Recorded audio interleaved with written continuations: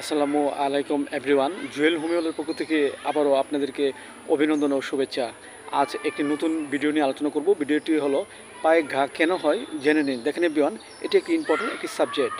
বিভিন্ন কারণে আমাদের পায়ে ঘা রোগটি হতে পারে। যেমন দেখা যাচ্ছে যে আমাদের পায়ে যদি ব্যাকটেরিয়া জনিত কোনো ত্রুটি থাকে, এর ফলে অনেক সময় আমাদের পায়ে ঘা রোগটি হতে পারে।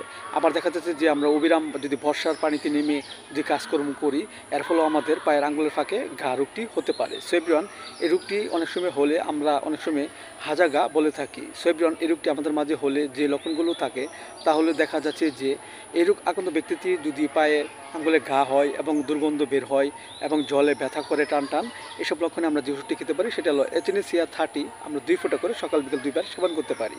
আবার দেখা যাচ্ছে যে এই রোগ আক্রান্ত ব্যক্তিটি যদি একটু নোংরাটে হয়, এর ফলে পায়ে ঘা হয়েছে এবং জলে ব্যথা করে, এসব লক্ষণে আমরা যে ওষুধটি খেতে পারি সেটা হলো সালফার 30। আমরা 2 ফোঁটা করে সকাল বিকেল 2 বার সেবন করতে পারি।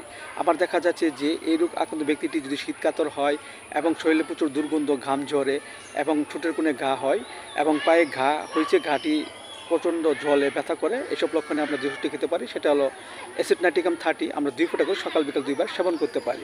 এতে করে আমাদের মাঝে যে ঘা রোগটি হয়েছে তা আস্তে আস্তে ভালো হয়ে যাবে এবং সুস্থ অবস্থা ফিরে আসবে।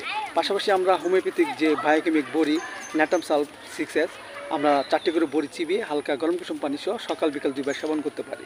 এতে করে আমাদের মাঝে যে পায়ে ঘা রোগটি হয়েছে তা আস্তে আস্তে দূর হয়ে যাবে এবং আমাদের মাঝে সুস্থ অবস্থা ফিরে আসবে। সো এভরিওয়ান, ভিডিওটি ভালো লাগলে অবশ্যই আপনারা লাইক দিবেন, সাবস্ক্রাইব করবেন। সবাই ভালো থাকেন, সুস্থ থাকেন। Thank you so much.